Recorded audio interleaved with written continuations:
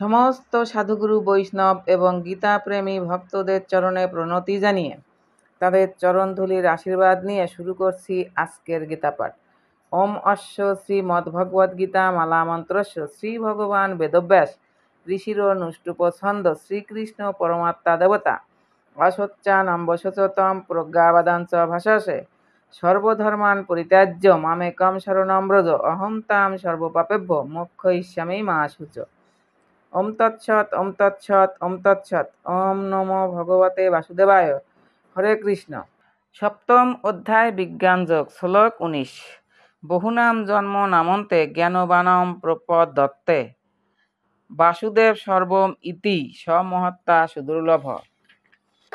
গীতার গান। ক্রমে ক্রমে জ্ঞানীজন বহু জন্ম পরে আমার চরণে শুদ্ধ প্রপত্তি সে করে। বাসুদেব ময় তদা জগৎ দর্শন দুর্লভ মহাত্মা সেই শাস্ত্রের বর্ণন। অনুবাদ। বহু জন্মের পর তত্ত্বজ্ঞানী ব্যক্তি আমাকে সর্বকারণের পরম কারণ রূপে জেনে আমার শরণাগত হন। সেই রূপ মহাত্মা অত্যন্ত দুর্লভ। তাৎপর্য। বহু বহু জন্মে ভগবত ভক্তি সাধন করার ফলে অথবা পারমার্থিক কর্ম অনুষ্ঠান করার ফলে জীব এই অপ্রাকৃত বিশুদ্ধ জ্ঞান প্রাপ্ত হয় যে পারমার্থিক উপলব্ধির চরম লক্ষ্য হচ্ছেন পরম পুরুষোত্তম ভগবান। পারমার্থিক উপলব্ধির প্রারম্ভিক স্তরে সাধক যখন ভোগাসক্তির জড়বন্ধন নিবৃত্তি করার চেষ্টা করেন তখন তার প্রবৃত্তি কিছুটা নির্বিশেষবাদের প্রতি আকৃষ্ট থাকে, কিন্তু ক্রমে ক্রমে তিনি যখন উন্নতি লাভ করেন তখন তিনি বুঝতে পারেন যে পারমার্থিক জীবনেও অপ্রাকৃত ক্রিয়াকর্ম আছে এবং তাকে বলা হয় ভক্তিযোগ। এটি বুঝতে পেরে তিনি পরম পুরুষোত্তম ভগবান শ্রীকৃষ্ণের প্রতি অনুরক্ত হন এবং তার শ্রীচরণ কমলে আত্মনিবেদন করেন। এই অবস্থায় তিনি বুঝতে পারেন যে ভগবান শ্রীকৃষ্ণের কৃপাই হচ্ছে সর্বসার সর্বস্ব, শ্রীকৃষ্ণই হচ্ছেন সর্বকারণের পরম কারণ এবং এই বিশ্ব চরাচর তার থেকে স্বাধীন স্বতন্ত্র নয়। তিনি বুঝতে পারেন এই জড়জগৎ চিন্ময় বৈচিত্র্যেরই প্রকৃত প্রতিবিম্ব এবং সবকিছুই পরমেশ্বর ভগবান শ্রীকৃষ্ণের সঙ্গে কোনো না কোনোভাবে সম্বন্ধযুক্ত। তাই তিনি বাসুদেব অথবা শ্রীকৃষ্ণের পরিপ্রেক্ষিতে সবকিছু চিন্তা করেন।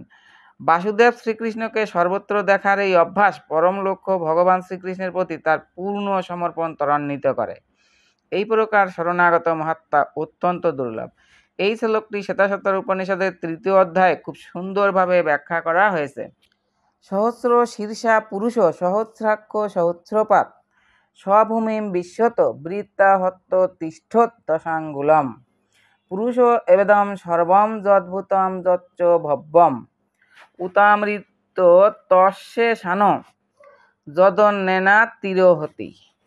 ছান্দোগ্য উপনিষদে বলা হয়েছে ন বৈ বাচ ন চক্ষুংসি ন শ্রোত্রাণি ন মনাং সীতা চক্ষতে প্রাণা ইতি এব চক্ষতে প্রাণ হেবৈতানি সর্বাণি ভবন্তি।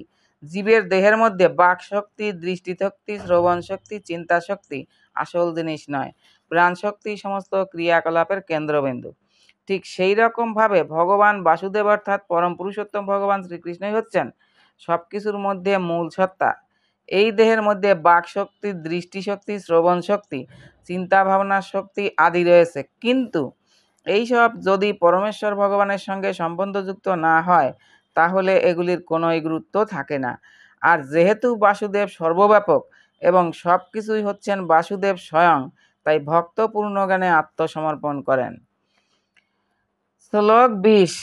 কামৈস্তৈস্তৈরিত জ্ঞানা প্রপদন্তে অন্ন দেবতা তম তম নিয়মমাস্থায় প্রকৃতা নিয়তা সয়া।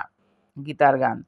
যে পর্যন্ত কামনার দ্বারা থাকে বশীভূত প্রপত্তি আমাতে তদা নহেত সম্ভূত, সেই কাম দ্বারা তারা ঋতজ্ঞান হয় আমাকে ছাড়িয়া অন্য দেবতা পূজয়। অনুবাদ। জড় কামনা বাসনার দ্বারা যাদের জ্ঞান অপহৃত হয়েছে তারা অন্য দেবদেবী শরণাগত হয় এবং তাদের স্বীয় স্বভাব অনুসারে বিশেষ নিয়ম পালন করে দেবতাদের উপাসনা করে। তাৎপর্য। যারা সর্বতভাবে জড়কলুষ থেকে মুক্ত হতে পেরেছে তারাই পরমেশ্বর ভগবান শ্রীকৃষ্ণের চরণে আত্মসমর্পণ করে তার প্রতি ভক্তিযুক্ত হয়। যতক্ষণ পর্যন্ত জীব জগতের কলুষ থেকে সম্পূর্ণভাবে মুক্ত হতে না পারছে ততক্ষণ সে স্বভাবতই অভক্ত থাকে, কিন্তু এমনকি বিষয় বাসনার দ্বারা কলুষিত থাকা সত্ত্বেও যদি কেউ ভগবানের আশ্রয় অবলম্বন করে তখন সে আর ততটা বহিরঙ্গা প্রকৃতির দ্বারা আকৃষ্ট হয় না। যথার্থ লক্ষ্যের প্রতি উত্তরোত্তর অগ্রসর হতে হতে সে শীঘ্রই সমস্ত প্রাকৃত কামবিকার থেকে সর্বতোভাবে মুক্ত হয়। শ্রীমদ্ ভাগবতে বলা হয়েছে যে সমস্ত জড়কামনা বাসনা থেকে সম্পূর্ণভাবে মুক্ত শুদ্ধ ভক্তই হোক অথবা প্রাকৃত অভিলাষযুক্ত হোক অথবা জড়কলুষ থেকে মুক্তিকামী হোক না কেন, সকলেরই কর্তব্য হচ্ছে বাসুদেবের শরণাগত হয়ে তার উপাসনা করা। শ্রীমদ্ ভাগবতে তাই বলা হয়েছে, অকাম সর্বকাম বা মোক্ষকাম উদারধি তীব্রেণ ভক্তিযোগেন যজেত পুরুষম পরম। যেসব স্বল্পবুদ্ধি মানুষের পারমার্থিক জ্ঞান অপহৃত হয়েছে তারাই বিষয় বাসনার তাৎক্ষণিক পূর্তির জন্য দেবতাদের শরণাপন্ন হয়। সাধারণত এই স্তরের মানুষেরা ভগবানের শরণাগত হয় না, কারণ রজ ও তমগুণের দ্বারা কলুষিত থাকার ফলে তারা বিভিন্ন দেবদেবীর উপাসনার প্রতি অধিক আকৃষ্ট থাকে। দেব উপাসনার বিধিবিধান পালন করেই তারা সন্তুষ্ট থাকে।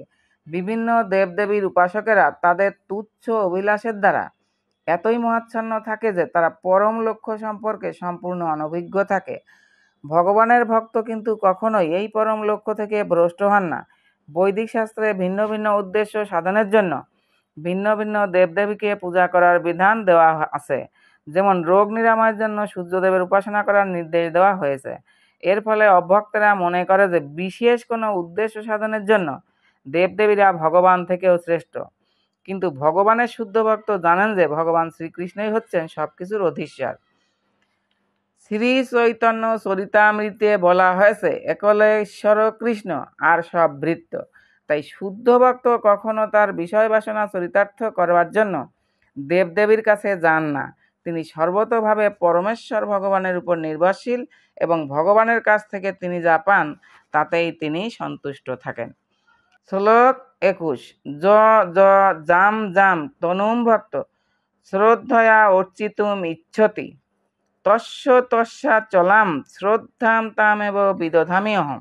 গীতার গান, আমি অন্তর জামিতার থাকিয়া অন্তরে সেই সেই দেব পূজা করাই সত্তরে সেই সেই শ্রদ্ধাদি করিয়া অচল অতএব অন্য দেব করয়ে পূজন। অনুবাদ, পরমাত্মা রূপে আমি সকলের হৃদয়ে বিরাজ করি। যখনই কেউ দেবতাদের পূজা করতে ইচ্ছা করে তখনই আমি সেই সেই ভক্তের তাতেই অচল শ্রদ্ধা বিধান করি।